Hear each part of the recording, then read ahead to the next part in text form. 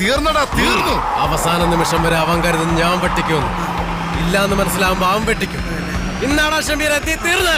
സാറേ നമുക്കൊന്ന് ഒതുക്കിയാലോ? മിണ്ടരുത്, മുമ്പോട്ടെടുക്കും. ഇന്ന് രണ്ടിലൊന്നും അറിയണം. അതാണ് കറക്റ്റ്. Sameer sir super. അവൻ വെട്ടിച്ചില്ല. പോടാ.